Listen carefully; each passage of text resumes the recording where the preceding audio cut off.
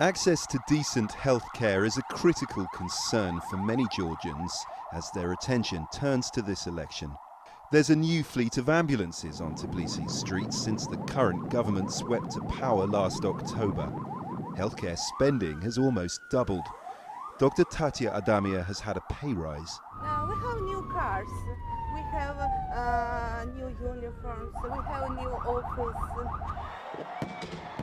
Georgy Margvelashvili made a big entrance at his closing rally. The government's chosen candidate has been the front runner in this campaign.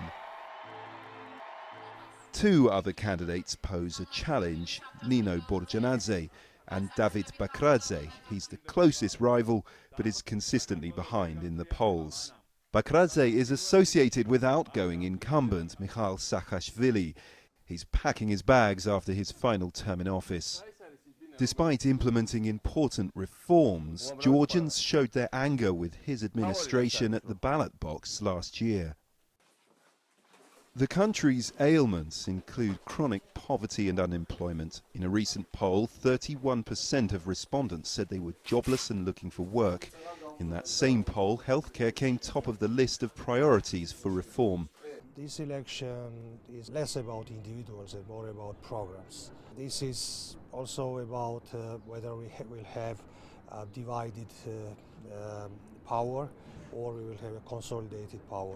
The governing coalition's chosen candidate, Georgy Margvelashvili, owes his popularity less to his experience, he's a political newcomer, and more to the perception among Georgians that electing him may give this government a greater mandate to fulfill its promises. Back on the street, the paramedics tend to GUGULI. She collapsed while shopping, but she refuses to go to hospital. The team has to let her go. I would have to cover 50% of the cost for my treatment, and I don't have any money. The government doesn't take care of us. Sometimes I don't even have enough money for food.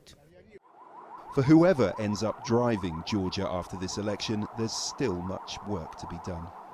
Forestier-walker, Al Jazeera, Tbilisi.